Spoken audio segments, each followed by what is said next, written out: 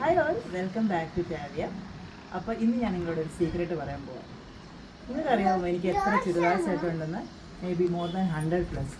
ഞാൻ എവിടെ ട്രാവൽ ചെയ്യുവാണെങ്കിലും ഒത്തിരി ചുരിദാർ മെറ്റീരിയൽസ് കളക്ട് ചെയ്യുമായിരുന്നു.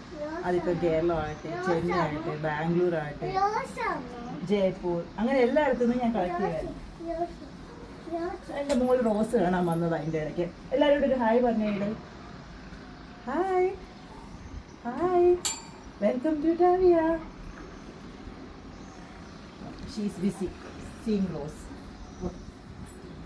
അപ്പോൾ അങ്ങനെ ഞാൻ ഒത്തിരി ചുരിദാർ മെറ്റീരിയൽസ് കളക്ട് ചെയ്യുമായിരുന്നു. അങ്ങനെ ഓഫീസിലൊക്കെ നല്ല ചുരിദാർസൊക്കെ ഇട്ടുകൊണ്ട് പോകുമ്പോൾ എല്ലാ ദിവസവും മിക്ക ദിവസവും ആൾക്കാരിനോട് ചോദിക്കും, ഓ ഇന്ന് ബർത്ത്ഡേ ആണോ, ഇന്ന് എന്താ നല്ല ഡ്രസ്സ് ഇട്ട് വന്നിരിക്കുന്നത്, ബർത്ത്ഡേ ആണോ, ഇങ്ങനത്തെ ഒത്തിരി questions ചോദിക്കുമായിരുന്നു.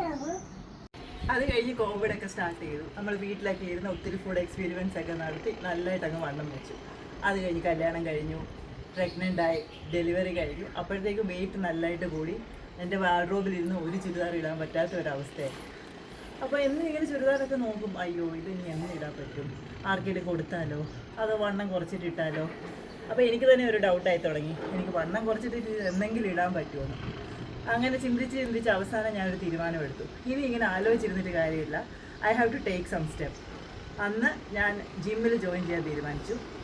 I took one personal trainer and I started going to gym regularly and I followed my diet.